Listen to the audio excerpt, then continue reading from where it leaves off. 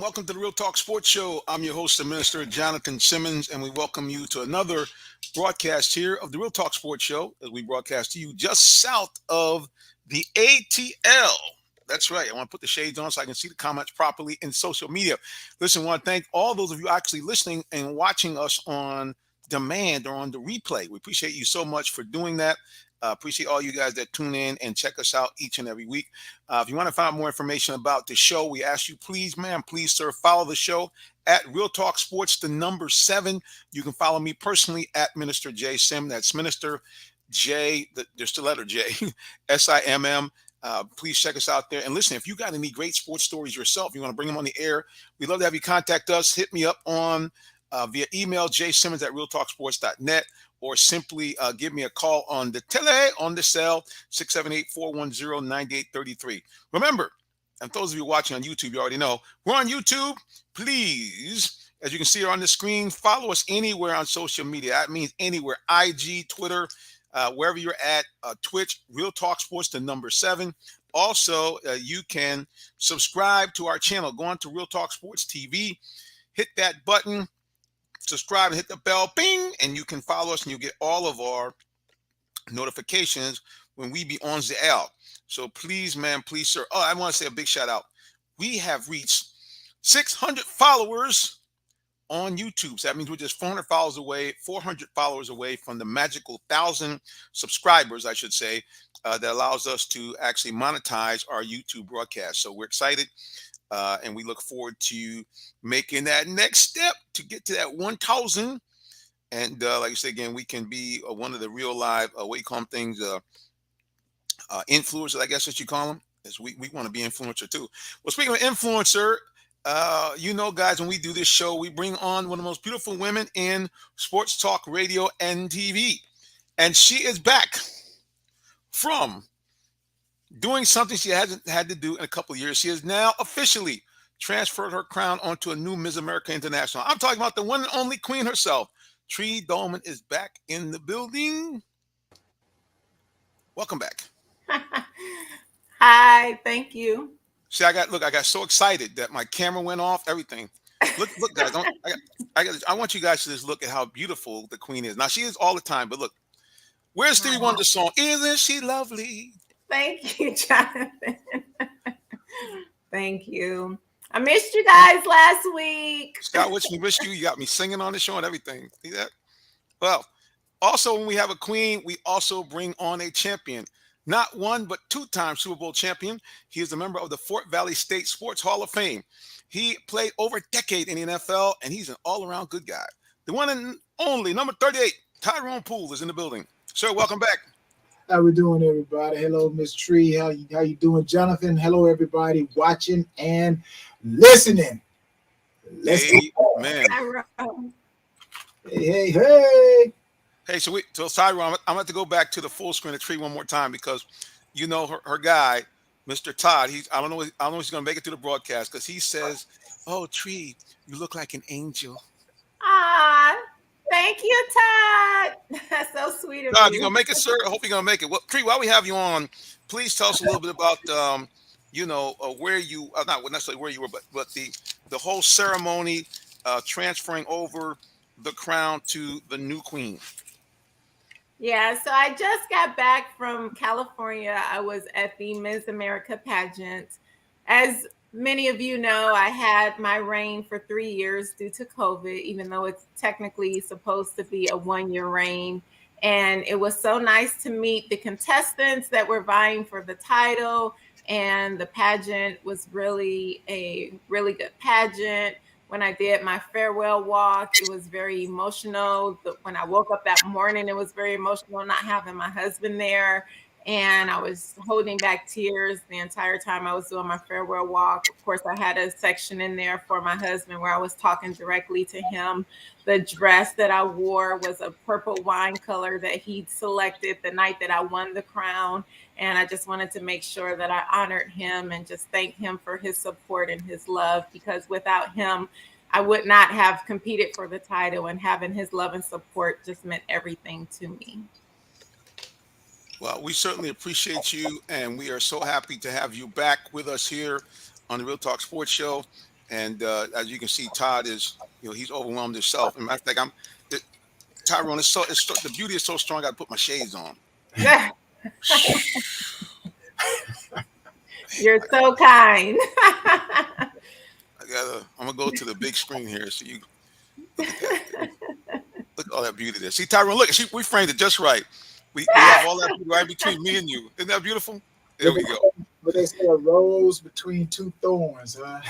Yeah, that's what I'm saying, bro. There you go. That call it right there. Well, yeah, we definitely, like I said, we missed you, and we're so happy to have you back with us here on the show. And yeah, this big round of applause. An unprecedented 3-year reign. That's never happened before. Hey, we're gonna take it from like what Shannon said. Capital T, capital R, capital E, capital E. Tree in the house. Yes, sir. That's absolutely correct, mundo. So yeah, we are definitely happy to have you back with us. Well, we're gonna get right. You. And I do just. Oh, sorry. No, go ahead. Come on. Oh, no, I just want to say that I earned another Gold Presidential Volunteer Award for my volunteerism and the many hours that I put into volunteering. So that's another blessing that I received, another Presidential Gold Volunteer Award. Amen. Well, that's and we expect nothing less from the Queen. She does it up big. And matter of fact, that's how we first met. Was at a fundraiser. Ironically enough. So I mean, that's how we go about our business, and that's how I met Tyrone when he was a guest speaker for the North Fulton and Forsyth Touchdown Club. He was the speaker that night. So as you see, guys, both of our co-hosts are on the move, doing great things in the community and letting people, see how you can go about your business with excellence and also with the love of people and of course the love of the Lord. So just excited to have both the champion and the Queen on with us here on the Real Talk Sports Show. All right, hot topics. Hot topics. NBA. What on earth, Creed? It looks like the Nets are going to have a new coach. Coach Steve Nash is gone. Now, do you think that KD bum rushed him out of there, or just it was time to go? Honestly, I think that it was just so much going on with the Nets that they wanted to focus on a new coach with the different things going on. I know it's still just the beginning of the season, but some people just didn't feel that Nash was the best person for the job. And with so many things taking place, I figured that they probably thought that now was the best time to make this change instead of waiting until later. Yeah, definitely. Like you said, again, they didn't want to wait too long. Tyrone, your thoughts? Do you think it was a situation where, hey, they haven't been living up to billing, or, was there some stuff going on behind the scenes to get them out of there? You know what? I'm going to play conspiracy theorist here. I'm going to say Jay-Z had something to do with it. Jay-Z, even though he got 1% of the ownership, I think Jay-Z said, hey, you know what? We're going to get us a black coach in here. We in Brooklyn, my hometown. I don't know. He got 1% of the franchise, paid about $4.5 million. I don't know. Maybe the owner, Joseph, how you say his last name? We go call him Joseph. Joseph. Yeah, he probably listened to Jay-Z. Jay-Z's, hey, come on, man. Rock Nation, hey, we got a lot of people, man. You in Brooklyn. we need to get somebody in here that the people can relate to. I don't know, man. I'm just talking. I'm just saying. I don't know. I don't know nothing. Yeah, I don't know. Obviously, there've been rumblings around. I mean, even from when this whole Katie and Kyrie thing came together, where I guess they made statements in a press conference. We don't really need a coach. Um, and if you read, I remember reading some of the comments when the Nets played the Hawks. I went and made a mistake in one of the Twitter page where the Nets fans were. Oh my gosh, woo. They're lighting this guy up. So fans certainly want him gone, and probably some of the players want him gone. It takes nothing away from his Hall of Fame career as a player, one of the greatest point guards ever to lace him up in the NBA. Don't want to take anything away from that. But yeah, as a coach, Yeah, and it happens. I mean, sometimes you can be great as a player, but you can't translate that onto your players. Magic tried it. Magic tried it. Great player, Magic Johnson. Love him to death. The wee yeah, love Magic Johnson. But hey, sometimes they couldn't transfer that thing onto the court. And and let's not forget how Steve Nash got this job. A lot of people were kind of upset with that. It's like, man, they just gave it to him, without even, interviewing other people. So, sometimes, how you first plant that seed or how you first drive that nail into the wood. Sometimes, you drive it in the wrong way, that thing go in crooked. You forever trying to straighten it up and hit it. And, so if you drive it in correctly, it'll go right through the woods. So I don't know, but that's the nature of the beast, man. If you don't win, at the end of the day, it's still all about show me the money. All about that cashola, and no doubt about it. Well, yeah, we don't know what all is going to come out of this. Well, we do. Well, the other rumor is that they are thinking about actually bringing in the coach who is actually he's suspended. Let's turn this down. I mean, he is suspended, but anyway, yeah. So yes, he broke rules and was having an affair with another employee. It's not like he was doing some. I mean, don't get me wrong. It's not right. She was married, but that's between them and God and their spouses and his fiance. But as far as basketball, good coach. I haven't really put out anything that's just like, oh, he shouldn't be coaching, in my opinion. But that's just my opinion. Yeah, I think we live in a world where you got to be like Dan Snyder. Man, you got to have so much dirt on people, but they scared to they're scared to cut you. They're scared to take your franchise away because they know if they mess around with you, boy, hey, what did Nino Brown say in New Jack City? He said, if I go down, I'm taking everybody down.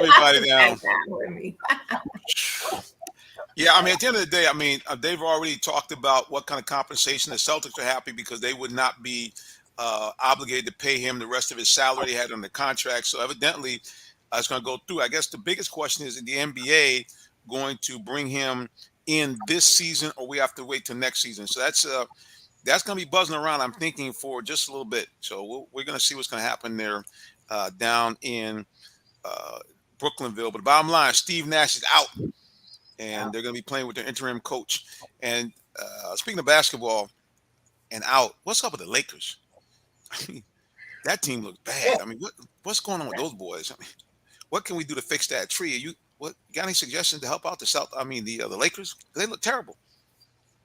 They just have all kind of problems, honestly, and a big part of it is just the team cohesion, and you got to have that team unity, and you can just tell that everybody's going their own way and doing their own thing. And I think that's a big part of the problem that they're having there. In order for any team to be successful, the entire team needs to be on one accord. Everybody has to be on the same page. Everybody has to have the same goals. Everybody has to have that same mentality, that same mindset, because that's what it's all about. One team, one goal. And that's how you get to playoffs and you get to championships. And it just does not look like the Lakers have any one accord going on. Everybody has their own thoughts, their own mission, their own ideology. You know what I'm trying to say. I can't get it out. Ideology. They all got their own ideology. That's what I'm trying to say. I'm still exhausted from that time change and coming back exhaustion. But anyway, but yeah, it just they have to get on one accord, and I think that the only way that they can do that, they're going to have to make some kind of big changes, because you can't keep everybody there who they currently have and then expect things to change. So typically when you make large changes, that's when you can start to regroup and, hey, okay, we have this change, let's get on one accord. So hopefully that can happen for them and save their season. We're going to go to a break. And speaking of regroup, what's going on here in Atlanta? I tell you one thing, Todd's going to have to regroup because he says the glow is so much, he's not even going to talk about the Lions. You're not going to talk about my Lions. There you go. All right, everybody, stay tuned for more of the Real Talk Sports Show. We'll be back in just a moment with more shenanigans. You know how we do it. Stay tuned. The day has arrived. It's time to let more people know about your business. You have the right marketing plan and the messaging in place. But do you have the right messenger? Good advertising and promotions need a professional sound so the message can be clearly understood. Don't leave your brand image to chance. Let our team of voiceover experts at CME lend you a hand. Give us a call at 678-304-8121 to find out how we can partner with you to give your business its voice. Are you in the market for a new vehicle? Well, check out Allen Vigil Ford Lincoln in Morrow, Georgia. We have one of the largest inventories in our area for both new and pre-owned vehicles, so we're sure to have something for everyone. Family owned and operated since 1982, customer satisfaction is our number one priority. Come see our full lineup of vehicles and find the one that best fits you. Give us a call today, 678-726-5739, or shop us 24/7 online at allenvigilford.net. All right, guys, we're back here with more of the Real Talk Sports Show. I'm your host, Mr. Jonathan Simmons. Right next to me, the lovely Queen, Ms. Tree Dolman, and the champion, Tyrone Poole. Well, we're going to continue to talk more NBA, and we're going to go right back home here to our Atlanta Hawks, who have been kind of a little up and down. So, when we talk Hawks, we like to bring an expert on. He has the wonderful blog and wonderful program that he does, podcast, Hawks Beat. The one and only E-Dub is back in the building. Sir, welcome back. You got to get straight. What's up, crew? How's everybody doing this evening? Glass of water. What's going on? Yes. How's everybody doing today? Yeah, how are you, E-Dub? I'm well. It's good to see all of you. I hope you all have been well. It's good to be back. What up, Rev? Good to see you, bro. I mean, it's good to be here. I thought that, by the time I brought you on, we'd be talking about how the Hawks are rolling and all the excitement, but they've been kind of bumpy. Talk to us about what's going on with these Hawks, man. Hey, man, sometimes you got to work out the kinks before you can get rolling. I always say my podcast is kind of the voice of reason. And, I have to remind people we're 7 games in, right? Like, let that sink in a little bit.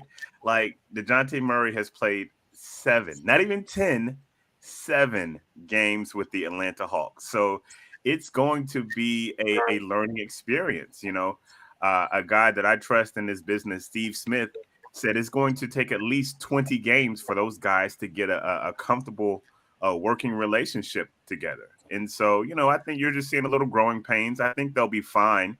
The Trey and the DeJounte in this group that you see now is not what you're going to see several months from now. And so that's kind of how I'm looking at it. No reason to panic. Trey, your thoughts about the Hawks and their little bumpy start? I agree with E-Dub. As you know, I never get worried at the beginning of the season, because one of the things that I believe and one of the things I always say is that it's not how you start, it's how you finish. And I truly believe that, and I know that. You can have a great start and finish weak, and it really doesn't matter. You can start weak but finish strong, and you can make the playoffs, and you can actually go and play for championships. So I never get concerned about how teams start. What I do like to see is just how they progress, and as long as they can pick it up and start making it happen towards the middle end of the season, and that's when I start to really pay attention. And I think that the Hawks are going to be good. I believe in the Hawks. Tyrone, your thoughts on any questions for E-Dub? Well, no, I look at the fact that, you look at the Western Conference, all right? You got the Portland Trail Blazers. They're 5-1, okay? And they are scoring about 115 points a game, Okay, yeah, the Hawks are not playing that well, but the Hawks are scoring more points than them a game. So really, just like Edub said, they're doing what they're supposed to do. It's just it got to all come together. Now, I would have a problem if the Hawks were scoring per game like the LA Clippers. Just barely up under 100 points a game. But the Hawks are averaging 116 points a game. So something is there. It's just like E-Dub say, capital E, capital D, capital U, capital B. E-Dub, like he said, they just got to come together, man. So, don't panic. Don't panic. It's okay. Calm down, people.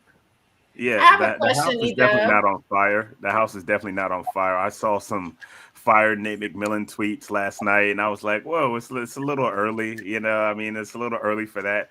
I get the fan aspect, but I mean, 4-3 is definitely not even a bad start.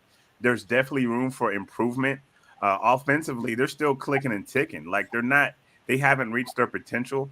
But Yeah. the fact that they haven't, and they're still pretty daggone good, like Tyrone said, they're still pretty daggone good offensively. They still got to work out the kinks defensively.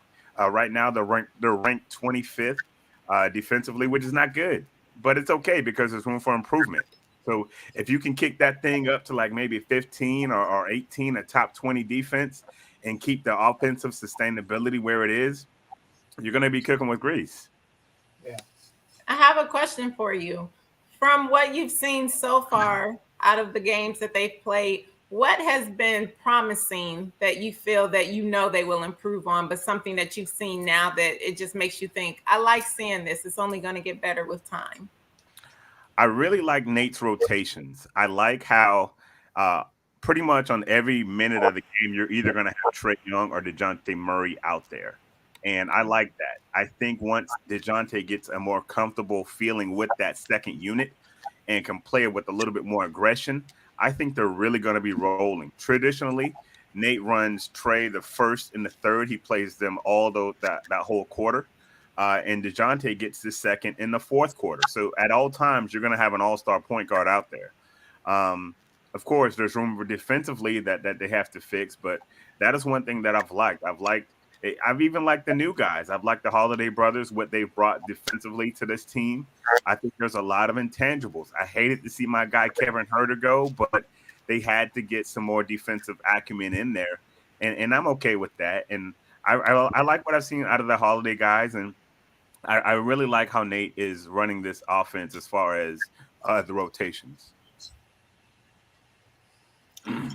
And I just add a little bit of something on defense that E-Dub was saying. You look at the Hawks stats when it comes to rebounding. They're like at the bottom of the list when it comes to rebounding. And we know in basketball, it's them second shots that you got to get, whether it's offensive rebounding or defensive rebounding. So, but right now, they're like at the bottom of the pack. It's only like 30 teams basically in the NBA, and the Hawks are sitting at what, 23rd. So just like E-Dub said, if they can pick it up, getting them rebounds, whether it's offensively or defensively. And when you look at the free throw percentage, they're actually right up there at the top. So offensively, the guys are balling. They're shooting 48% from the floor. The top team in the NBA overall, the Phoenix Suns, they're shooting 49% from the floor. So again, the Hawks are right there. They just have to do a little bit of adjustment, I believe, just like E-Dub said, on defense, and then boom, they can hit a winning streak, and then we'll all be saying, yep, that's the team that we thought they were last year going to the playoffs. So, a couple of wins here, you'll change everybody's opinion about it. Let's go to social media. Things a comment for E-Dub or a question here.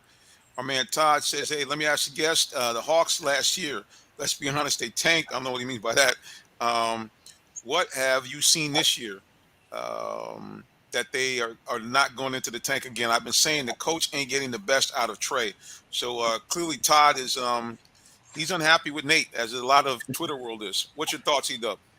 Yeah, they didn't tank last night. Last year. They made the playoffs. Like they underachieved if they did anything.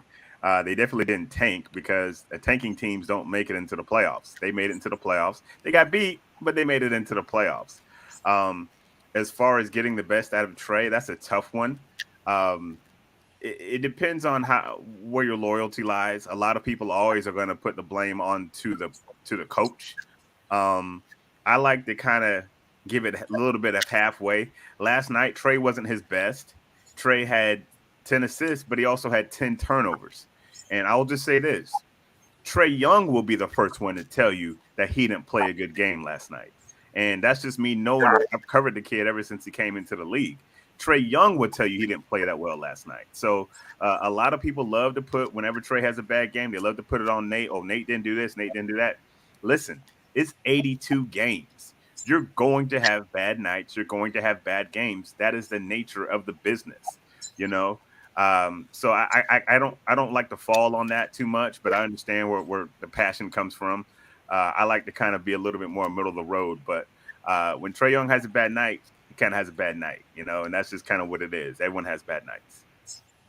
Let me ask E-Dub. Now, we're coming off of talking about another professional sport, which we're going to talk about later on in the show. The NFL coming out their trade deadline and everything like that. Do you see the Hawks, doing something, once the deadline, the trade start happening for the NBA? Listen, one thing is sure. The Hawks owner, Tony Ressler, he is not a patient man. He's not a patient man. And they broke bread to keep Trey Young here. They broke bread to keep DeJounte Murray here. Everybody else is on the table. I will always say that. Everybody else is on the table. At any time, any place, a move can be made. Travis has made it known that he will make those trade deadline moves. That's what he did to bring in Capella. That's what he did he's not shy to make a move. So if this team is not living up to Tony's expectation, I highly think Travis will make a move. We've heard John Collins' name and rumors all off season. We've heard Clint Capella. DeAndre got a new contract, but he can still be on the move because it's a very team-friendly contract, which other teams wouldn't mind absorbing. So, yeah, there's always room for a move. But the only guys are safe are them two guys in the backcourt. Yeah, you keep hearing about John Collins, and even though he's my favorite player, I feel like he will be one of the first to go, which will make me sad. John is such a good guy, man. I love John Collins, but I kind of agree with you. I think that he has a skill set that is just kind of not really utilized here. And it's unfortunate because he's so good at so many things. And yes, it's just hard to fit him into what the Hawks do. And if he has to go somewhere else to really, really shine, I mean, that might be it. I mean, he started out the season on gangbangers, those first two games, he was like 20-10. Since then, it hasn't been much. He's averaging, I think, 13-9 for the season, which isn't bad, but he's a 20-10 guy. He's well above a 20-10 guy. And I just hope he flourishes. I would love to see him flourish here in Atlanta. But I mean, right now, I think he is the Hawks' most valuable tradable asset. I got another question for E-Dub. We mentioned earlier in the show, what's wrong with the Lakers? Now, you've been an NBA man. What's your opinion? What's wrong with the Lakers? Listen, man, they don't got no shooters. You can't build a team around LeBron James with no shooters. They don't have shooters. That team was flawed 2 years ago when they made the Russell Westbrook trade, when they brought in these guys who couldn't shoot. Anthony Davis gets hurt every third day of the week, and it's not a good mix. They didn't build a good team. LeBron James is not a young chicken anymore. You got to surround him with guys that can at least shoot. And they're not even sticking those three-point shooters in LA. They're not even sticking them. I saw one they're playing Russell Westbrook at like the free throw line, daring him to shoot. So I think more than anything, I think the makeup of the roster is jacked up. They're not winning games, so that affects a team's mentality. That affects their confidence. They don't even look confident when they're out there. They got to win the other night.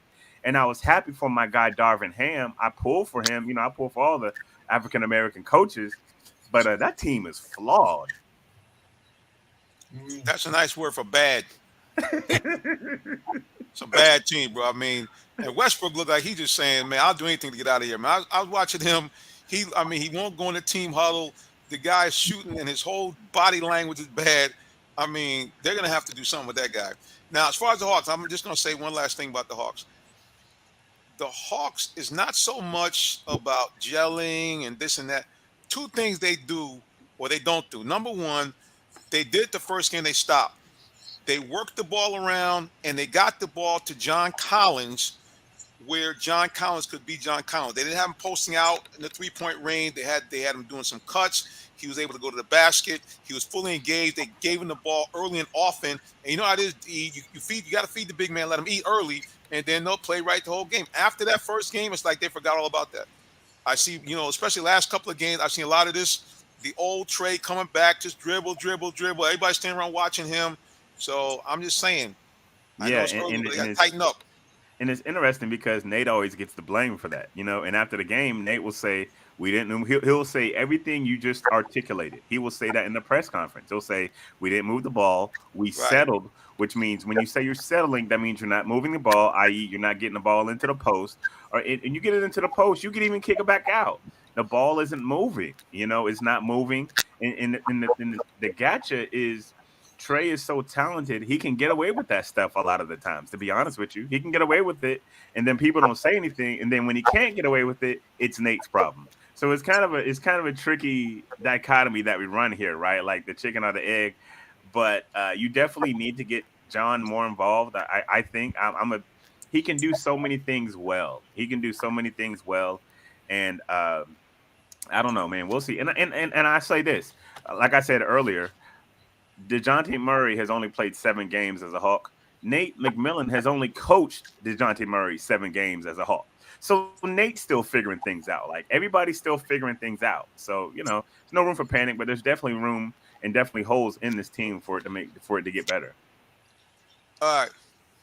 You know how we do. Anytime we bring a guest on, we want to let everybody know how they can find out more about our guests, social media, website. So, E-Dub, the floor is yours. Hey man, it's always a good time coming into your show, Brother Simmons and the crew. You can find the Hawks Beat podcast on all of your streaming platforms, Facebook, Twitter, Instagram, or on all the social media. So however you social, we are there. So check out the Hawks Beat. We got a fresh podcast after every game. If you're up late, you can catch it around 11 or 12.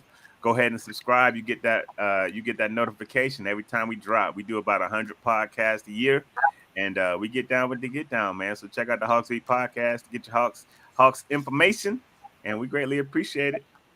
There it is. E-Dub at Hawks Beat. You guys check him out. Now listen, don't you check out, because we got to take a commercial break, but we'll be back on more the Real Talk Sports Show in just a moment. Please don't go nowhere. Thank you, and thank you. E-Dub, God bless. Did you know that Allen Vigil Ford in Morrow, Georgia also has Lincoln? Over 35 years of using the Vigil Touch to provide excellent customer service, works hand in hand with the Lincoln Motor Company to provide a luxurious and seamless way to acquire your next luxury vehicle. Lincoln has an array of full-service complimentary owner benefits.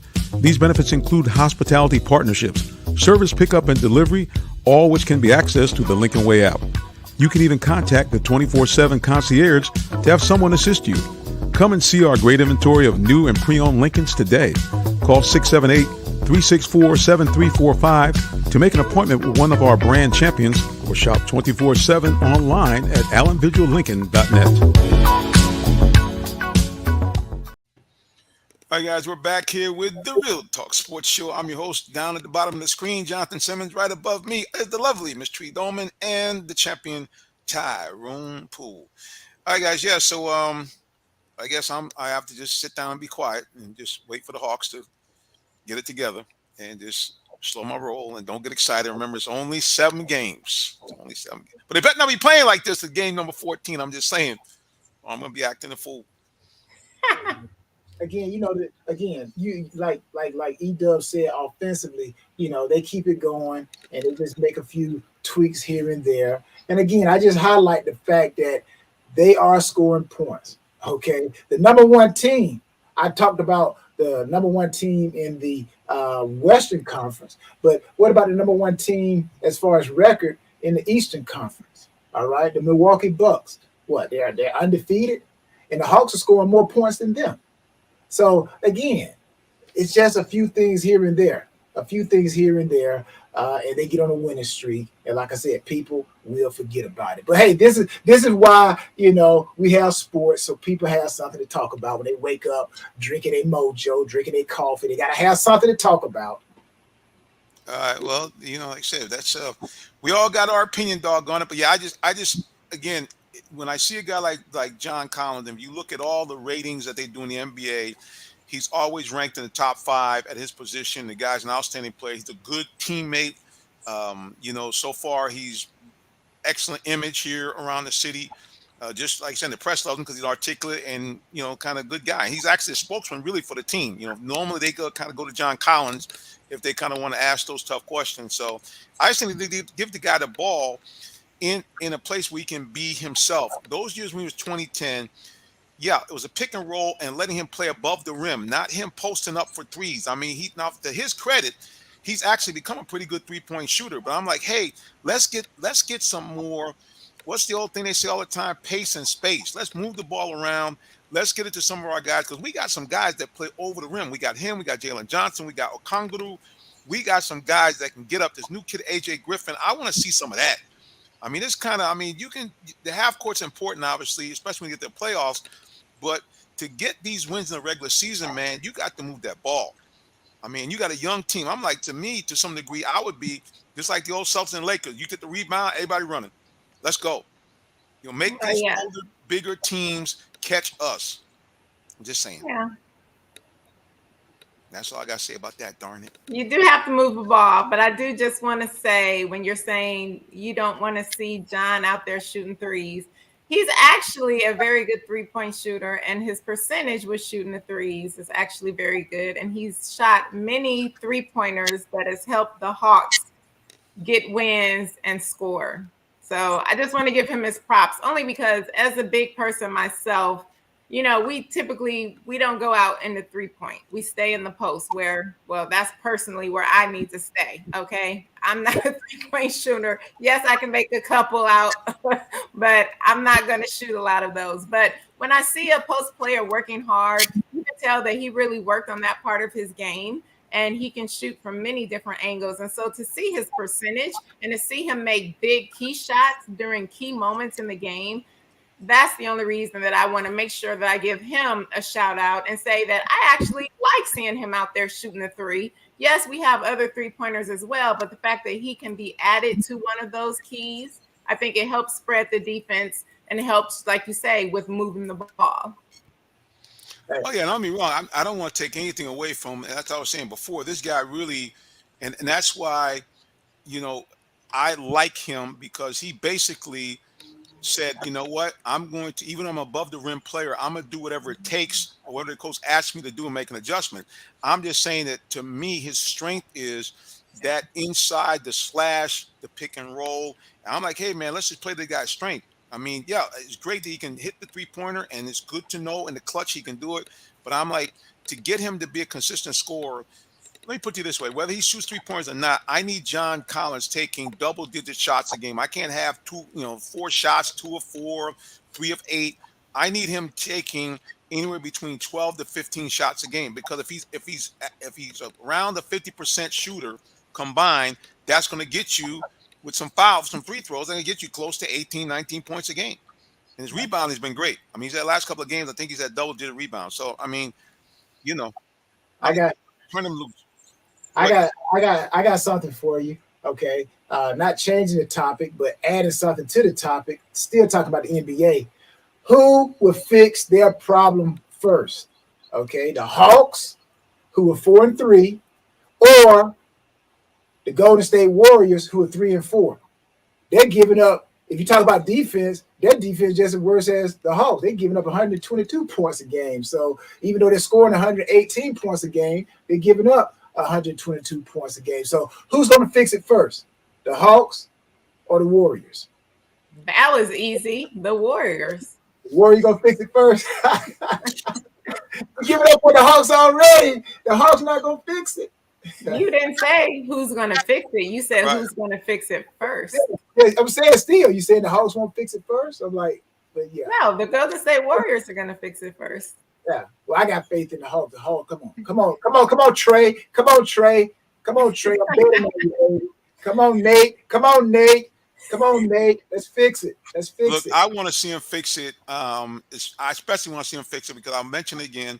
The Hawks really honored me this season with something we have been looking for a while. I got my notification via email, and it says, "Dear Mr. Simmons of Real Talk Sports, so we're letting you know that for the 22-23 NBA basketball season, you have been credentialed for the entire season. Please let us know what games you're attending so we can make sure that we have your space for you. Here is your code for your parking for the season."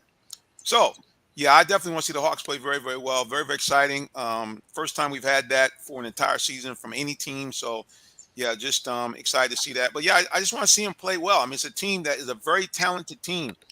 And it's a bad thing when you go into a press conference and players and coach use terms like, "We didn't get up for the game. We didn't have energy. We let them out hustle us." That's got nothing to do with your talent. That has to do with your energy and your drive to win. That's all I'm saying about it. I mean, I know it's an 82 game season. I get it. But you're playing 11, 12 guys. If the starters think they can coach, put the backups in. Yeah. I mean, let these guys get some run. How about them Detroit Pistons? How they gonna fix it? How they gonna fix it? They almost dead last when it comes shooting from the field. Oh, man. Come on, Tree. How they gonna fix it, Tree? Oh, we gonna fix it. Like I say, it's not how you start, it's how you finish. But I am crushed at our record so far. But again, it's not how you start, it's how you finish. We definitely, now that's a team that I know will fix it, and we will be better. That I know. They gonna fix it before the Hawks. I think so. Man, Tree just going against the Hawks tonight, Jonathan. It's not that I'm going against the Hawks. I mean, you asked me about the Golden State Warriors versus the Hawks. I'm always going with the Golden State Warriors over the Hawks. They're the defending champions. Come on. And then you asked me about my Detroit Pistons over the Hawks, where I'm a Detroit Piston fan over the Hawks. That's my number one team. But I'm not just going to pick my number one team. But I do feel that Cade Cunningham and the guys, which I've said before, I feel like the Detroit Pistons, we had the best draft out of every NBA team this season. So I think that it's just a matter of getting our team to gel. And I do think that we will fix it quickly. So when you're comparing those two teams over the Hawks, yes, I am saying I think they will fix it first. But I do think that the Hawks will fix it. And like Jonathan said, I do want the Hawks to do well. I like watching the Hawks. They're actually one of my favorite teams outside of my Detroit Pistons first, then the Golden State Warriors, then it's the Hawks.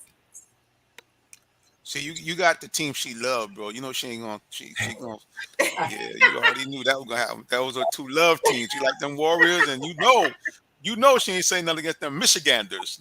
Nothing coming from Detroit. Speaking of Michiganders, let's switch over to college football. Let's look at the top 10. And Tyrone, the usual suspects, except we got some new contenders. Let's get the countdown. At number 1 from this state right here, the Georgia Bulldogs, 8-0, looking dominant as they did against Florida.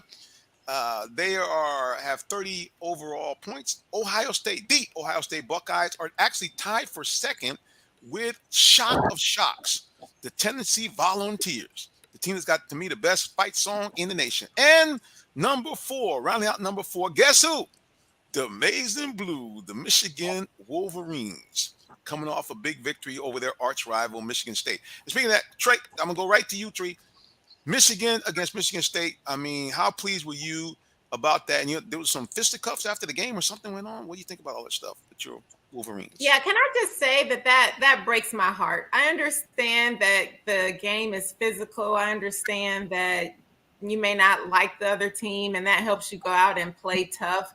But for you to take players and beat them up and corner them and jump them in the tunnel, that's just uncalled for, unnecessary, and there's no place in sports for that. So my heart goes out to the Michigan players that went through that, and I just pray that things like this just doesn't happen. That's just uncalled for. and you are representing the university, you are representing our state, and you need to think about things like this. And I understand that, yeah, it's not nice to lose, but handle it on the field. That's just unacceptable. Tyrone, have you seen or been involved with anything like that with guys just brawling in the tunnel? No, I've been involved where they let the cheerleaders come through the opposing team tunnel. That's probably the only fighting I've probably seen. But no, I haven't seen it in college. I haven't seen anything like that. Yeah, definitely it's pretty wild for sure. Todd is saying that Georgia's not number one since they lost their defensive leader. Yeah, I mean, I don't know. Bottom line is I think we're just gonna get down to, and I'll ask you guys what your picks are. Georgia against Tennessee. Tennessee having one of their best seasons ever. Tyrone, who do you think? You think that just go, rock 'em, sock 'em, almost 50 points a game offense of Tennessee will beat Georgia, or you think Georgia can hold them off? Well, of course, it's going to come down to Georgia defense because I think when you look at the stats, Tennessee, you look at yards per game, Tennessee's number one, Georgia Bulldogs number two, averaging about 530 yards a game, Tennessee averaging 553 yards a game, and then you got the Oregon Ducks. But I think when it comes down to defense, that's what wins championships. And basically, Georgia is ranked fourth in the country. They're allowing basically 262 yards with the Michigan Wolverines. They actually number three, and Illinois, they're number one, averaging about 224 yards a game. And then when you look for Tennessee, you got to keep scrolling before their defense actually come up as far as stopping the opponent. So in my mind, Tennessee is saying we're going to outscore you. But again, a great defense, I believe, will stop a great offense anytime of the day. And I think Kirby Smart, he's kind of like a Nick Saban, just doing it at the University of Georgia. He's going to come up with something that is going to create a couple of turnovers that gives his offense an opportunity. And I think Georgia's going to come away with it. Yeah, I kind of like Georgia myself. I just think that that Kirby, I don't want to say been sandbagging, but I think that they've not had their foot fully on the gas. I think this upcoming game, they're going to be full in, all out.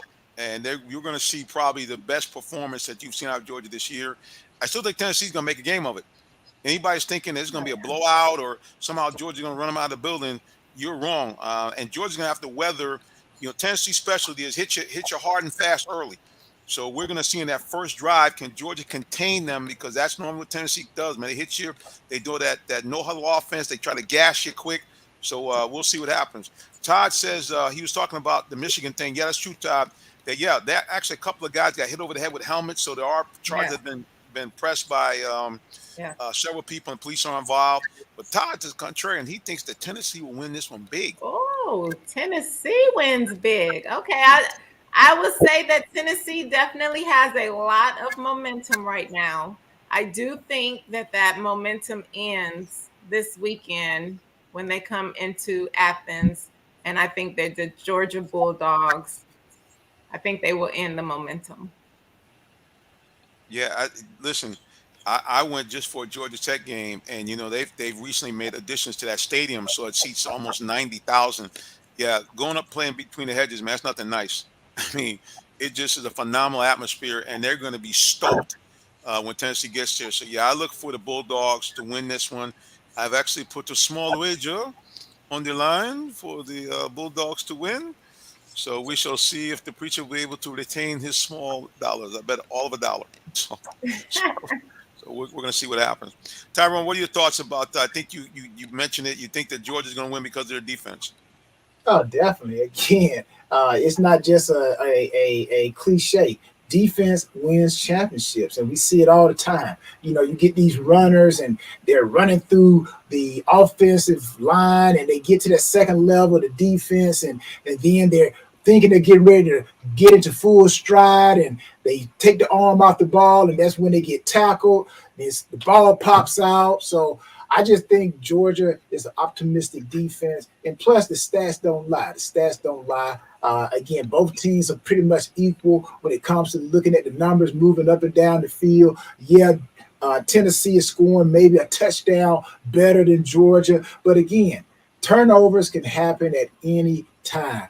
And I just think, again, Tennessee defense is nowhere to be seen. Nowhere to be seen. So in Tennessee's mind, they're going to outscore you. And again, I'm a firm believer. I am a firm, but not because I played defense, but I've seen it. I've seen where again, I know we talk about professional college, but the principle is the same. We played against a high octane team called the Indianapolis Colts. Reggie Wayne, Peyton Manning, Edgerrin James, Joseph Odahi, Marvin Harrison, Dallas Clark, Stokely, whoever you want to put out there. They had a high octane offense. But when they played against us, boy, we got physical with those receivers.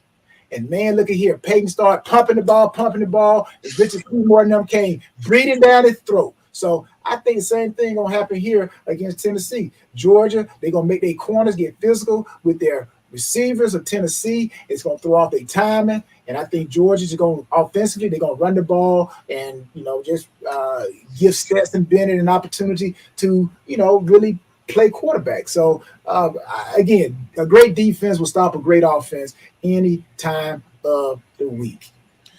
Well, our man from Fantasy Football, GOAT Strategy, says Georgia's best defense had trouble with big-time passing offensive last season. Nothing has changed. Look for much of the same against Tennessee. The Volunteers win by 14. I beg to differ that nothing has changed. That's a big. And then here's the other thing. Do you not think? See, this is the other factor too. People look at. You got to look at the intangible too. Again, I played the game. Okay, there are intangibles. There's motivation. Nobody knows how Kirby Smart is motivating these guys. And then the intangibles too. The sideline. We've seen Kirby Smart coach. We've seen him win championships. We've seen what he can really do when he's really coaching. So again, yeah, everybody want to go off of last year. That's last year, okay? What you got to go off of is what do you do for me right now? And we know that Georgia has the ability on defense. All it takes is a little bit of motivation. Again, hold him up. I'm telling you, until you put on that jock strap and you get out there, man, hold him up into that situation, man, look at here. Motivation, boy, it is a beast. It is a beast. Well, it's a lot of bit motivation because, everybody's been saying about Tennessee's offense. I will say one thing. They cannot afford to do against Tennessee what they did in the third quarter against Florida, where they all of a sudden had a lapse, turned the ball over, I think 2 or 3 times in that quarter. They do that against Tennessee. That will be a recipe for a loss. So the Bulldogs got to play a clean game. We can't. This is not a team where you can give them the ball back a couple of times and hope that you're going to pull this out. Georgia has to have 1 or no turnovers. Both of them. It ain't just Georgia. Yeah, Tennessee. I was just about to say that. It ain't like Tennessee is a machine. Come on now. They're human too. That's why I said you cannot discount motivation. You cannot discount hard licks. Okay.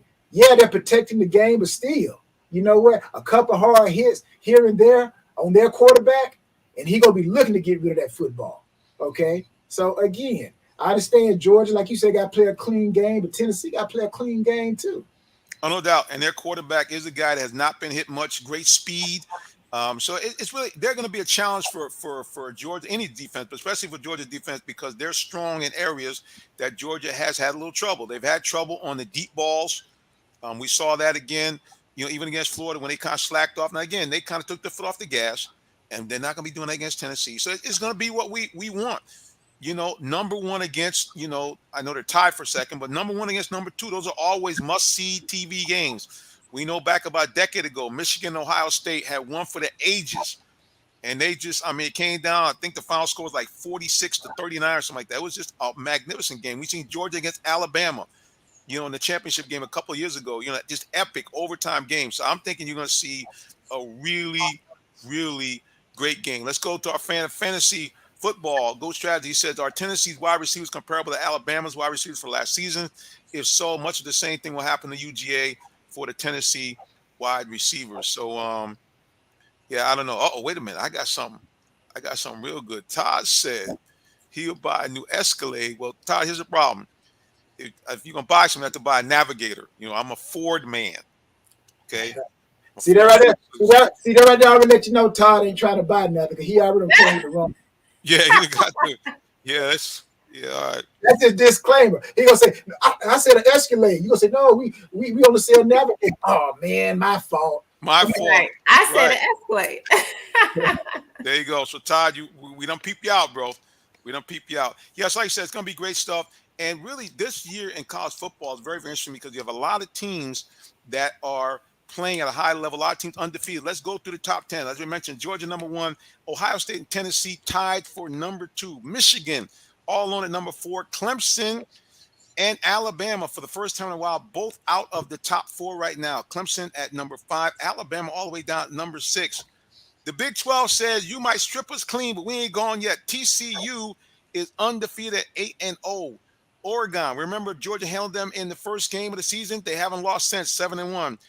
USC at 7-1, and UCLA rounds out the top 10 at 7-1 as well. So interesting that 2 conferences that normally are not thought of to be worth a dime are making some noise. The 3 teams from the Pac-12, and of course the TCU Horned Frogs, who we know a couple of years ago made a real strong attempt to get into that Final Four as well. So yeah, I mean, it's going to be interesting, but I think still the SEC and to some degree the Big Ten, they're the dominant conferences this year. With Ohio State, Michigan. Did you say to some degree, Jonathan?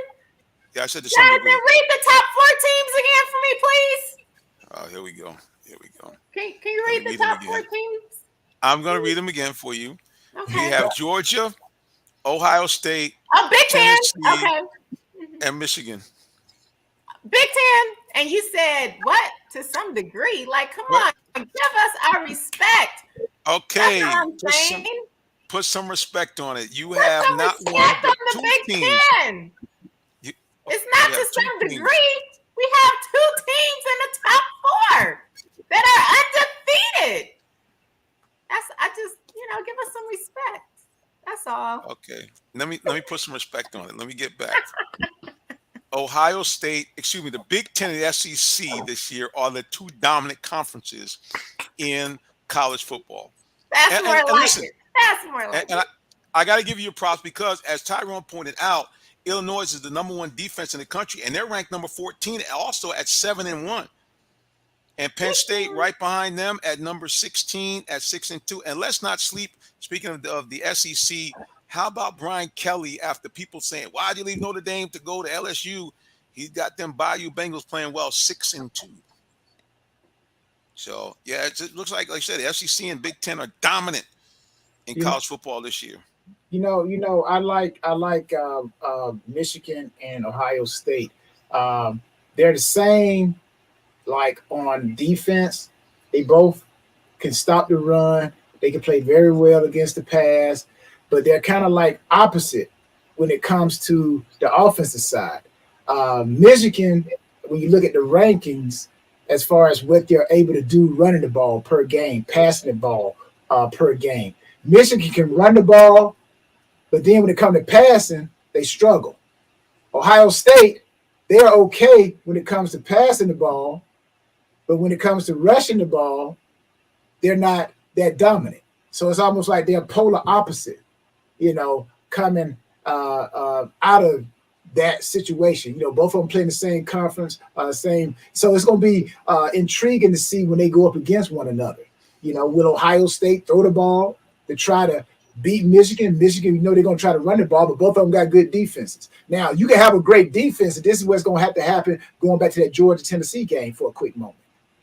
If Georgia defense stays out there on the field too long, now I did say I believe a great defense can stop a great offense at any day of the week. That's if that defense is rested. But if you keep your defense out there and they got more snaps than your offense, that's why they say a great defense is a great offense. So you get them boys time to rest. So again, Michigan and Ohio State, great defenses against the run and the pass. They're polar opposites. Michigan can run the ball. Ohio State really can't run the ball. Ohio State can throw the ball. Michigan really can't throw the ball. So when Michigan gets down, they take away the run game. Can Michigan throw the ball? And then when they start taking the pass away from Ohio State, can they run the ball? So, just something intriguing to look at when it comes to them stats. Sometimes stats lie, but sometimes they're accurate. Well, you hit on the head, Tyrone. Michigan has one of the best backs in the country in Blake Corum. He's number 4 in the nation. He already has over 1,000 yards, 1,078 yards. And speaking of Big Ten, the guy who was the number 1 rusher in Division I also is a Big Tenner. Chase Brown has over 1,200 yards from the Illini of Illinois. So, it's and basically that's Big Ten football. If you go back in the day, you're playing in cold weather, bad conditions on the ground. The whole idea was to run that ball. And, a lot of people made fun of Jim Harbaugh when he first came back, talk about 3 yards of cloud of dust offense, blah, blah, blah. But the bottom line is that he's found what he's needed. He found a running back who's powerful but yet small and quick, can make the big plays, and he's got his defense playing the way that you need if you can run that ball. They're stout. So, big shout out to the Big Ten. Okay, let's go to social media. Todd reminded me that he has looked at our used car lot, and he said, Preacher, you have a used Escalade on the lot. Okay, Todd. Well, he I'm ready to go, sir.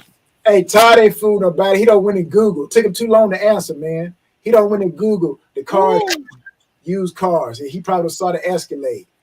Well, see, that was a perfect segue, guys, because one of our main sponsors, Allen Vigil Ford and Lincoln. So we're going to take a little commercial break and hear more about the folks at Allen Vigil Ford and Lincoln. Did you know that Allen Vigil Ford in Morrow, Georgia also has Lincoln? Over 35 years of using the Vigil Touch to provide excellent customer service, works hand in hand with the Lincoln Motor Company to provide a luxurious and seamless way to acquire your next luxury vehicle. Lincoln has an array of full-service complimentary owner benefits. These benefits include hospitality partnerships, service pickup and delivery, all which can be accessed through the Lincoln Way app.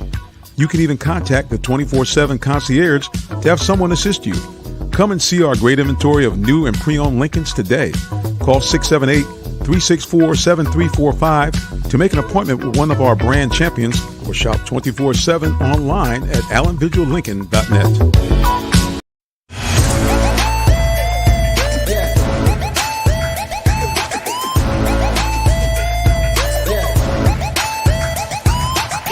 This is OJ Howard with Real Talk Sports.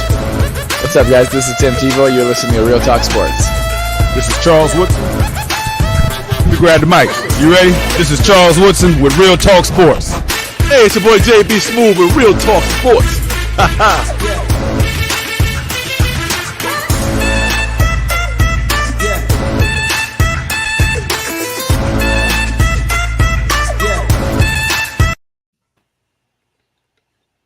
That's right. We're back here with the Real Talk Sports Show. Get my groove on there. And I want to tell you guys, listen, if you guys are up late on Friday night, at midnight on Saturday, season number 2 of The Spirit of Sports returns to AIB Network. So if you have Comcast or AT&T, please tune in. On Comcast, it's channel 295.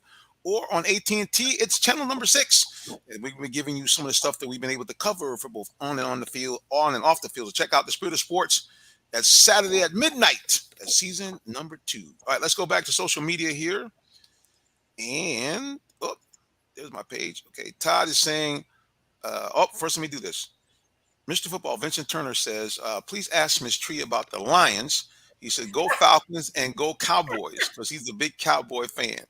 Todd says, roll Tide. The Tide are coming back. And then getting to college football really quick here. Mr. Football is saying you got Hendon Hooker and Jalen Hyatt, Cedric Tillman. And I'm not sure who Mr. McCoy is. And he said, of course, the coach, Josh Heupel, and the local kid at safety. He's from this area, Trevon Flowers, out of Decatur, Georgia, by the way of Tucker High School is their safety. So Mr. Football looking for Tennessee because they got a little hometown flavor. I don't know. I do think that the Georgia Bulldogs will go for the win. All right, let's go to the NFL. Trade deadline is here. There were some big trades out there. Big time pass edge rusher out of Denver. Mr. Bradley Chubb is gone. He has been traded from the Broncos. And of course, right here at home, the Falcons have removed 2 players from their roster. Their safety has been traded back to a team he played with, the Buffalo Bills. And a guy that was the first round pick, and everybody thought was going to be the replacement for our man, Calvin Ridley, is gone. All right, guys, your opinions on these NFL trades, anything that I missed here that maybe you guys saw in the headlines as the trade deadline passed, breaking news from trades. Tyrone, go to you first. First of all, what do you think about the Chubb trade out of Denver? You think it was a good move for them to take off such a great defensive player off that team? Well, you never want to take a defensive player. I'd rather trade an offensive player before I trade a defensive player. Man, again, I'm just a defensive-minded person. But I think what it does, Bradley Chubb's going to the Dolphins. When you look at the Dolphins, defensively, they were ranked at the bottom. So, of course, they feel like, okay, we got enough on offense. We got a quarterback. We got a deep threat. We can throw the ball to. Okay, our defense is sitting 23rd as far as giving up total yards. So you bring in a guy like Bradley Chubb, just like what Buffalo did. Buffalo, like, hey, let's bring in a guy that could really turn us around. The Chargers did it. The same thing, other than having other situations, Bosa and all them guys kind of like being injured. But sometimes you can bring one guy in that can turn your defense around. You look at Roquan Smith, going to Baltimore. I think Baltimore, looking for that next Ray Lewis. And we've seen Roquan play at Georgia. We know, he will go towards the ball. And sometimes you just have to put a player in the right defense. And boom, he takes off. I look at Christian McCaffrey. I think San Francisco offense is about to wake up. When they get Dabo Sweeney back, I think you're going to see Kyle Shanahan become a mastermind. I think he's going to have Christian and Debo in that offensive backfield at the same time. And, it's almost like you got to pick your poison. The motion one guy out, keep the other guy in the backfield, and you still, got threats. So there were some good trades. Still, I don't know why you let a defensive guy go. But, hey, like we talked about the NBA with Steve Nash, coaches, it's all about the money. Some teams are trying to save money. Some teams are undercover, building for the future. They just not saying it, but you can look and say, okay, why are you going to get rid of this guy? So you never know. But the Dolphins picked up a good guy. I think the 49ers, Christian McCaffrey, he's shown already impacted what he's doing with the 49ers. Plus, he's back home. Maybe that helped out as well. He's back on the West Coast. And Roquan Smith, I think, going into that Baltimore aura of, hey, we play tough defense here, I think that fits right in with him. I think you're going to see him do some things with Baltimore.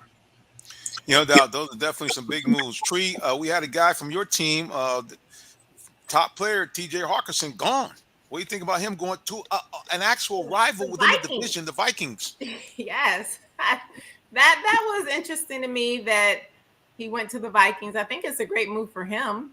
You go from a team that has a really awful record to a team that has a great record. And then when you look at the draft picks that we get, I think that looking at the draft picks, I see why the Lions made that move. They're looking ahead for the future. No doubt. You guys had as bad as the record is, the Lions got an offensive juggernaut. I mean, they're just a scoring machine. But they're going to have to look to shore up that team, especially on defense, to try to make them a better team. So T.J. Hawkinson gone. Always odd when you trade a guy to your inside the division. But I know you're it's a kind of a bittersweet because your husband played for the Vikings, so you're a big Vikings fan as well. So. There you go. Yeah, and back home here, Calvin Ridley, we all expected that, but I don't think anybody expected it to be happening during this break. Let's look here, Mr. Football. Actually, Todd says Riley traded. I bet Riley is already gambling in Florida tonight. Todd, that's too soon. That was shade, bro. That's what we call real bad shade. Okay, I mean. Look, I knew when Julio was moved on from. I said Calvin Ridley not gonna stay here because I think Julio got in here and said, look here, man, you're not 6'3", 225 like me. Matt's gonna keep throwing those slants over the middle. You got your bell run a couple times before.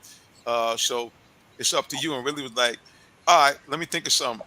Oh, I think my mind is messed up. Now again, I'm not trying to mock the guy. I mean, hopefully and prayerfully, he didn't, not tell the truth.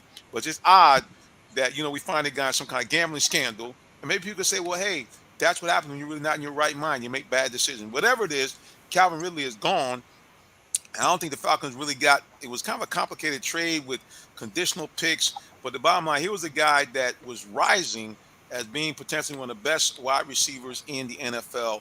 Now gone from the Falcons. Hopefully he can recover his career. I mean, I hope the guy does well, in this trade. But yeah, a guy that I thought was going to be here like the next Julio, another decade, lighting it up for the Falcons, but they're going to have to look elsewhere. Hey, can I say this? Yes, sir. You guys just made me go back and I kind of like Google myself a little bit.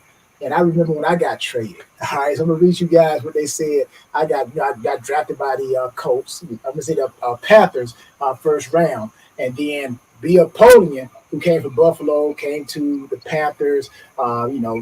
Built up a great team. We one game away from the Super Bowl just in our second existence in the NFL. So it says. Panthers trade pool on Wednesday to the Indianapolis Colts for a conditional draft pick, clearing up enough room under the salary cap to make an offer to former Pittsburgh Steelers linebacker Greg Lloyd. Neither the Panthers nor Poole's agent Hadley Engelhardt, giving Hadley a shout out, would reveal the terms of the agreement with the Colts. But Engelhardt confirmed that Poole has signed an extension with the Colts that would probably mean that the Panthers will receive a second-round draft pick. So, people be willing and dealing, man. I've been a part of that system, and, you just got to take it, roll with it, and keep going, But just because, people get tons of draft picks don't mean that they're going to draft the right person, unless your name is Jimmy Johnson. Jimmy Johnson would use some draft picks to build a doggone juggernaut with them Dallas Cowboys. They probably would still be winning if Jerry Jones hadn't decided to step in there like Puffy Cone and say, I got to be in the video. I got to be dancing. I just want to read that. Look at Tree. I always get Tree to laugh. Ego's a bad thing, bro. I mean, ego, it mess you up. And clearly – Jerry said that he regretted the fact that he busted up what could have been a great dynasty, because remember, they could have probably won. They could have been the first team to win 3 in a row. Yeah. Because remember, they had won 2 in a row and they blew the team up, and then the next year after that, they won again. So you got to think that, Jimmy would have been telling them, hey, boys, we can make like legitimate history if we come on here, man, and win the 3 straight. And like I said, I believe that they not fired Jimmy, that in fact they would have been the first NFL team ever to win 3 straight Super Bowl, because that team was there was no weaknesses. They were great on defense, great on offense. They had just a monstrous offensive line. Yeah, I was just watching some clips about them the other day, and they were just one of the great teams of all time. Well, speaking of great guys of all time, I saw him slide into the green room. He heard us talking about those Falcons. And when we talk about the Falcons, we like to bring in the guy who's the expert. He is the embedded beat writer for AJC Sports for the Atlanta Falcons, and he is also Esquire par excellence. The one and only D. Orlando Ledbetter has slid into the building. D-Led, what's going on, sir? Hey, Reverend. It's going pretty good. Thanks for having me on the show tonight. Hello to Tyrone and Miss Tree. I love seeing you all. We love seeing you, brother. Man. Where's Muhammad Ali when you need him? We shook up the world. I turned the game off in disgust. I said, I cannot believe they have blown this game again. I went to do my recap, D-Led, and someone said, hey, check the stats for the game. I thought it's 37 over by the Falcons. I said, what? D-Led, talk to us a little about this game, man. I mean, incredible. Yeah, craziest game ever. I got to talk to Coach Smith, away from the podium afterwards, and he just couldn't believe it. We talked about, I was like on the 62 because I tweeted I was like, why is a safety and a linebacker on DJ Moore on a 62-yard play? He didn't believe PJ Walker could get it there. And D. Marlowe kind of violated the one rule of being a safety, which is, stay deeper than the deepest receiver. So he started cheating up to an outside route, thinking, guessing. And Tyrone knows how that happens. And let DJ Moore, the only speed guy, get behind him. So, he got traded today. I think that play might have something to do with it. But, then, the Falcons got lucky. The guy missed the kick. They got a flag. DJ Moore got flagged for taking off his helmet, which shouldn't have been a penalty. Taking off your helmet on the field of play is a penalty. He was off the field of play when he took it off, but they still gave him the penalty. According to Terry McCauley, the NBC ref, told this to Tony Dungy. So they shouldn't have got the penalty. The kid missed the 48-yard extra point. Then he missed the 32-yarder. So somebody at 4400 Falcons Parkway is living good. They're living good right now, living good in first place at 4-4. And almost to your 10 wins, Reverend. They're gonna make you look like a savant. Hey, I'm gonna tell you what they tell us in them times like that, D-Led, when you said, get back. They tell us, they give us 4 letters. GTFB. Yes, sir. I can tell you what the F means. Figure that one out. I couldn't tell my little I league know, kids. teacher. I couldn't tell my little league kids that, but that's the same thing we say. Don't let anybody get behind you. Yeah, I was just flabbergasted. Tree, what were you thinking when all this kind of crazy stuff was going on? To be honest, I didn't watch any football on Sunday. I forgot you were getting ready to transfer your crown. Heading back from California from the Miss America pageant, where I did not get any sleep the night before. So I was physically, mentally, and emotionally exhausted. I did not even watch Monday Night Football. Wow. Yes. Well, let's go social media here. Once we get to the Falcons, it gets wild here. Okay, so Todd said that Julio was basically bad, got kind of a little ego thing, was a bad influence on the wide receivers. Any thoughts on that, D-Led? Did you see kind of a change in Julio's last couple of years, especially when the new regime came in? No, he wasn't here for the new regime. He didn't. That's why they got rid of him. I forgot about that. No, Julio wasn't a bad influence. He was the leader. What happened with Julio was Matt Ryan's $150 million contract. And he's like, well, if he's worth 150, I'm worth 2. So, ever since that contract, we didn't have any problems with Julio. He's a fine citizen and team player until Matt Ryan gets that 6-year, $150 million extension. After that, all of a sudden, Julio's holding out. He needs more money. He's got to have adjustment. He's hurt. He's taking himself out of games. So, if you want a flashpoint, that was it. Yeah, it definitely was a problem. Let's see. We got some more here. Question is, okay, Mr. Turner, he says, what about the Falcons in first place? Tell Tyrone and Miss Tree to laugh now. The 901 Arthur Smith, my hometown. Tell Miss Tree she knows about the 901. Yes, we know that he is a Memphis man from FedEx. I do know about the 901. Tasha D-Led, do you see the Falcons winning the division? Not with Marcus Strong interceptions at key times. That could have cost us the game. And then, no question about it. I mean, you take the bad with the good with Marcus. 2 things are gonna happen here in the NFC South. Tampa Bay is gonna either get it together and get moving, or New Orleans. Their defense showed up. They shut out the Raiders. I don't know how big of a deal that is, but New Orleans got to lean on their defense. And Tampa's got to show up with, all that's going on down there. Maybe the dust will settle and they'll get moving. But I expect them to make charges. The Falcons got to handle their business against the riffraff here. They're playing. They only got 2 games against teams with winning records. That's all. That's the Chargers on Sunday, and then later on against the Ravens. Now the Commanders are 4-4, so that's 3 games. Throw those. Say you lose those 3 games, and that's 7 losses. So you win the rest.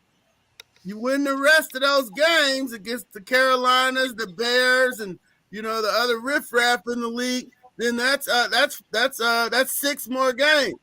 So 6 plus 4, that's 10. That's what Trevor said.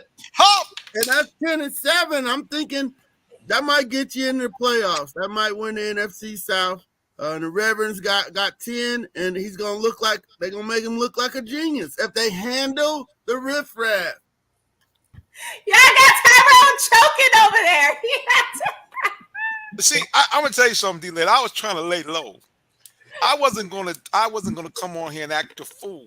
The fact that the Falcons have already won 4 games. Everybody said they won 3, and they are sitting all alone, not tied, not tied 3, all alone in first place at the halfway mark. Where's my?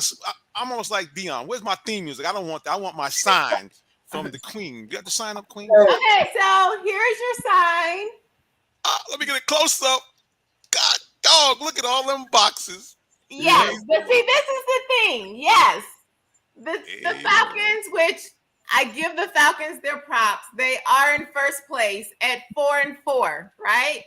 And I will say the Falcons are doing much better than I thought they would do. I thought they would win 4 games this season, maximum of 5 is what I said, maximum. I did not think they would win more than 5, but we will see because the way that it's looking, I mean, you guys actually made me, I may have to definitely eat those words, so we'll see. And then I said that my Lions would do better than the Jacksonville Jaguars. And my Lions are 1-6. Only one box. This hurts. This hurts me because if you recall, I said my Lions are going to the playoffs, and everyone laughed. I said, "You watch and see." Yeah, that hurts. Listen, I know it's early, and we in Atlanta have a bad habit of celebrating too soon. So I don't want to celebrate. Well, yeah, definitely, because I was going to remind you of that. Right. But I do want to talk about my Vikings. Skull Vikings, 6-1. 6-1. Let's get close up You on see my 6-1. Vikings, 6-1. Skull Vikings. My hubby is so proud watching from heaven, and I just need the Vikings to keep it up. But I do just want to say to you, Jonathan, that I know that you are very happy, especially with what D-Led just said, that just gave you hope for your 10-win season. I still don't think it's going to happen. But I will say that right now you guys have 4 wins, so you're already at what I thought the Falcons would do, and I do think you'll get a couple more. Yeah, I think they're going to get maybe a couple more. The 50-50 game is the Chargers. They're playing, whether it's injuries, but they're playing beneath what they're supposed to be. I think when they go back to Carolina in 2 weeks, Carolina going to be playing James Brown's song, Payback, Got to Get Back. The Falcons lose that game in Carolina. Chicago, they'll probably beat Chicago. Washington is a pretty okay team. They're a pretty okay team. Pittsburgh, they're not Pittsburgh of old. New Orleans, just like D-Led said, the defense is trying to find their way. And when they go against Baltimore, I count that up as a loss already. And I think it's going to come down to the last 2 games, Arizona and Tampa Bay, depending on how they playing. Like D-Led said, if Tampa Bay has already cashed out the season, then Tampa Bay comes to Atlanta and they'll probably squeak that game out because the Falcons may have more enthusiasm to go out there and play than maybe Tampa Bay. Arizona, the same thing. Depending on how they look at. They got the talent, but will they be willing to play if they have a losing record? Most of them guys, I've been in that locker room where when the season is coming to an end, and you're not going to the playoffs, man, you've already made your car departure. You've already called the guy who tows your car or transport your car. You've already sent the clothes to wherever you're going for the summer. And you checked out 3 weeks before the last 2 games. So, again, depending on how Arizona, Tampa Bay, what their seasons are looking like when it comes down towards the end of the season, we determine whether or not the Falcons squeeze out, those 10-win seasons. That's just my opinion. Question for D-Lev from Todd. How does the man, or the previous man, Mr. Cordarrelle Patterson, look? Yeah, he looked great. I saw him in the locker room on Monday. He's coming from his workout with Dr. Stallworth, and he's itching to go. He even posted some of his own video on his social media of him running last week. So coach is gonna slow play it and probably activate him tomorrow for his 21-day return to play, and then move him up to the roster on Saturday. I fully expect to see him playing on Sunday against the San Diego Chargers. Well, I got to tell you, I mean, if in fact he can come back even at 90% of what he was, I mean, Falcons suddenly become kind of a tough out offensively. Marcus looks, let me see if I can phrase this right, somewhat more comfortable in the offense, especially in the bigger moments, because I think that they understand, D-Led, that they're going to have to get comfortable with it's okay to pick up just, maybe 4 yards on first and second down to make sure that you never put Marcus in 3rd and 10, 3rd and 9, because he's shown you get him 3rd down and 7 or less, he can make a play for you, because either with his legs or he knows now if I just put the ball out, which they've been saying, I guess he finally understands, if I just put the ball in the area of Pitts or London, they can make a play on one of those slants. So I think as long as they keep it, man, 3rd and 7 or less, Falcons going to have you on the field for a long time. Yeah, well, Reverend, the thing they got to get better at is the run. The running offense is 5th in the league, 158. But you gotta throw it a little bit better than 162.6 a game, which is 29th in the league. So it's only 32 teams. So the passing game has to get better if you want this to be a legitimate team that's going to have a chance to win some of these games. You got to throw it timely. They've shown their deep threat here the last couple of weeks in Damiere Byrd. So that's going to be important. They're going to have to hit some of them shots to Byrd. You can't have all of them getting intercepted like he did against Carolina. But, yeah, he's got to hit those shots, and that'll loosen things up for the run game and for Kyle Pitts and Drake London. Yeah, I mean, go ahead, Tyrone. Oh, go ahead, Jonathan. No, bottom line, I mean, the statistically wise, that's what I saw outside of the interception. That's kind of the magic potion for the Falcons. You get Mariota throwing somewhere between 225 and 260 yards, and your running game be able to at least get what they normally average, about $160, maybe $170. Yeah, the Falcons 400 yards of total offense split that way. They can beat a lot of teams, because that means they're going to have control of that ball for a long time. That you get a couple of them 7-minute drives, D-Led. Mm-hmm. Yeah, we're not asking them to beat the Chiefs or the Buffalo folks right now. We're asking them to beat the Panthers and the Arizona Cardinals and the Bears of the world. They got a good schedule, so take advantage of it. All right, before you go, D, let me get wrapped up. Todd's asking the question I want to know. Now, I heard the young man was injured, but he wants to know what's going on with Burkhardt. I mean, yeah, he's out for the season. He's on injured reserve. He got hurt. I don't know when he got hurt. They're doing a good job of hiding the injuries at practice, I guess. But he's out. He's on injured reserve now. Yeah, he's right. I think he could have been the next Wes Welker, or at least when I say that, I mean that type of player. Go ahead, Tyrone. Last question, bro. D-Led, speaking of comeback, have you had an opportunity to talk to Calvin Ridley and see, where, his mindset is about his opportunity in Bill? I have not. He switched agents. He was with Pat Dye Jr. and Ben Sermitis, Ben Stanley Cetus, but found out when I went on the NFLPA site that he's with David Mulligeller now. So I was hitting the wrong people up earlier today. But David is AJ Terrell and Kyle Pitts is a representation.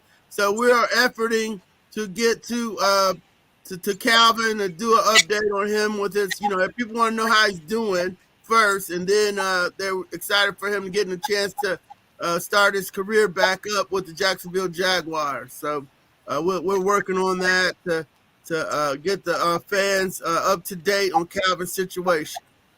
All right, D-Led, you know how we do it. When we have a guest on, we want everybody to know how they can find out more about you. So, D. Orlando Ledbetter, the floor is yours. Yeah, thank you. You can find me on Twitter at DOrlandoAJC and on the gram at DOrlandoLetBetter. We have the Cover 9 at 9 blog coming out tomorrow morning at 9 with the Falcons midterm grades. And then we also have the podcast, the Bowtie Chronicles podcast, coming out at 4 in the morning and 8 a.m. on the website, on Spotify or Apple, wherever you get your podcasts from. We're previewing the Chargers, and we get a one-on-one exclusive interview with Falcons wide receiver Demir Bird.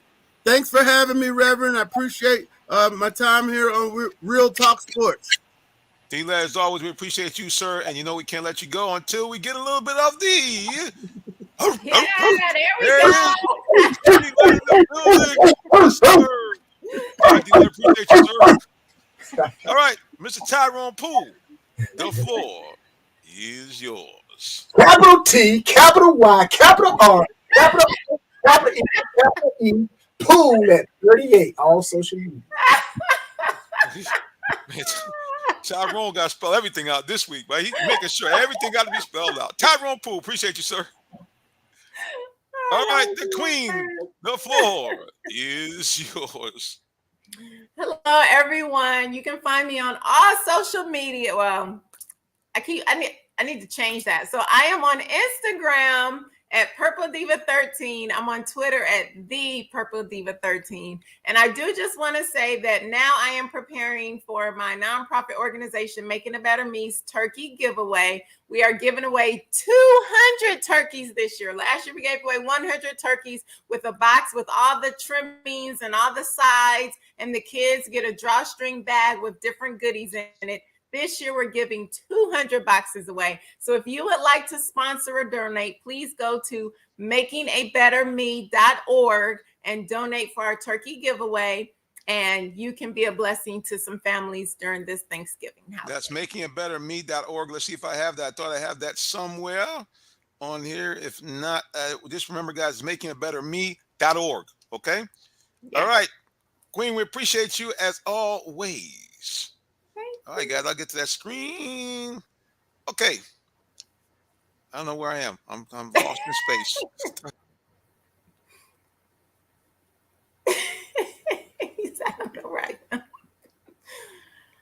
Okay, there I am. I'm back. Okay, so we got a lot going on, guys. All right, real quickly, you know that I am a real live minister. You can find out more about me. You can follow me on social media at Minister J Sim, or you can follow the show, obviously, at Real Talk Sports number 7.